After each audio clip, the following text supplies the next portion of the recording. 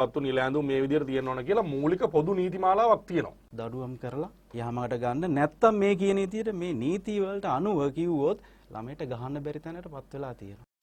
පොල්ලක් අතේ තියාගෙන ගේට්ටුවෙන් එනකොටම රයිට් දෙන්නම් කියලා බලාගෙන ඉන්නේ නැහැ. දැන් අපි එහෙම සමහර ගුරුවරු ඉන්නේ එහෙමනේ. ඒ අහිංසකව එළියට ගන්න බුදුරජාණන් වහන්සේට පුළුවන් වුණා.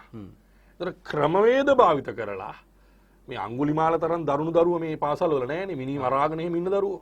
අපි මෙච්චර කල් මේ අවුරුදු 70 ගානක් තිස්සේ ළමයින්ගේ කොණ්ඩ කපලා රයිට් විවිධ විදිහට කොණ්ඩ කපලා යුනිෆෝම් හදලා මේ මොකක්ද වෙලා තියෙන ප්‍රතිඵලය? 80%ක්ම වෙලා තියෙන මේ රටට ඒක තීරණ ගන්න ඕන තැන්වල ඉන්නේ සුදුසු නෙමෙයි. දැන් ඕක කිව්වහම මට ප්‍රශ්නේ.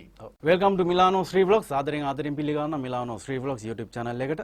අද කාලේ සමාජ මාධ්‍ය ඔස්සේ හැමතැනම කතා බහට ලක් වෙන කාරණාවක් නෙමේ පාසල් ළමුන්ට අලුතෙන් එකතු වෙලා තියෙන නීති රීති. හැමතැනම කතා වෙන දෙයක්. සමහරක් විටක අපිට ඒ නීති රීති ප්‍රතික්ෂේප කරන්න වෙන තැනටත් සමහර නීති පැනලා තියෙනවා.